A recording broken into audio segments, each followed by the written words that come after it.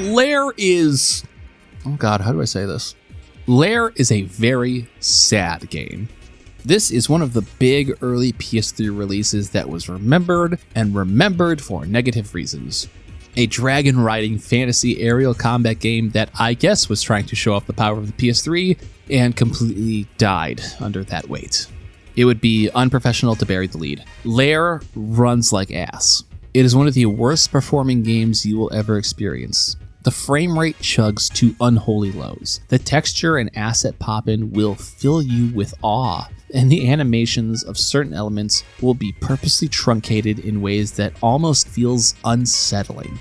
There is not a visual aspect to Lair outside of its CGI cutscenes that isn't compromised.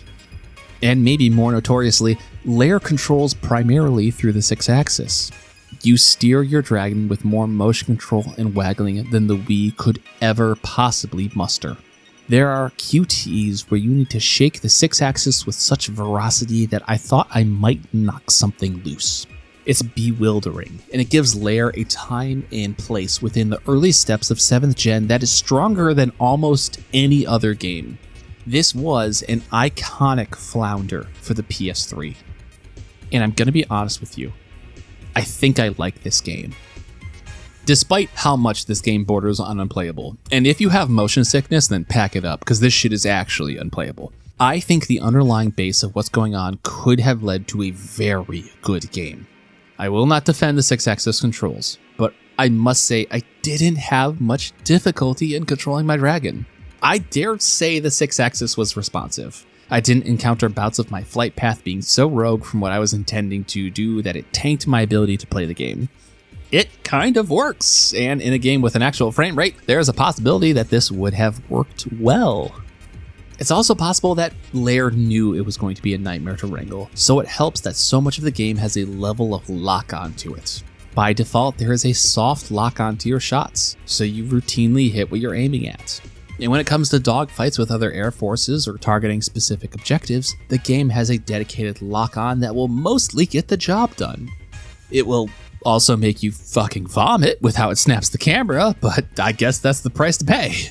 Between both lock-ons, the QTEs, the little dragon fighting minigame, and the ability to land and crush foot soldiers, Lair has a bevy of systems to it.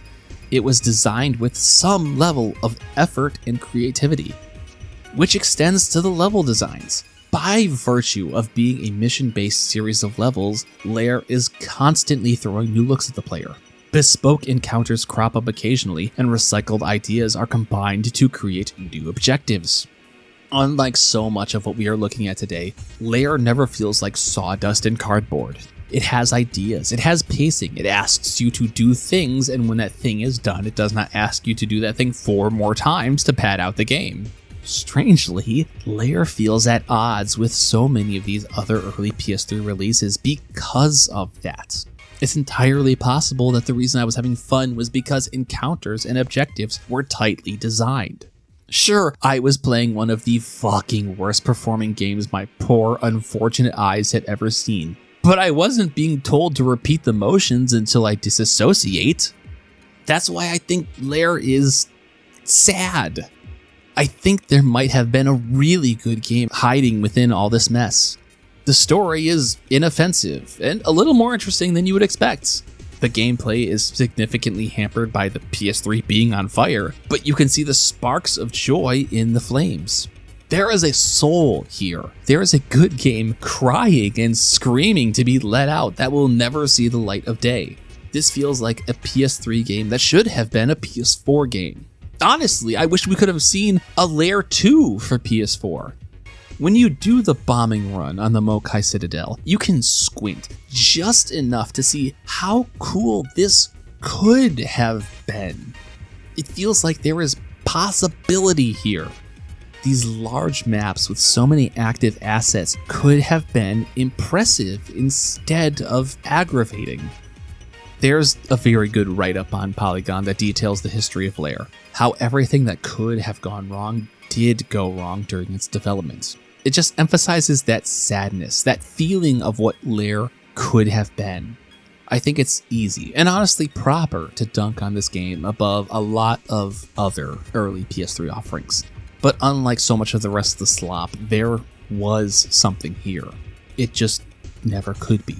Even with all of the completely inexcusable faults with it, I had more fun with Lair than most of the other games in this video. You can tell that the developers knew how to make a game like this. Shit, their past works back that up.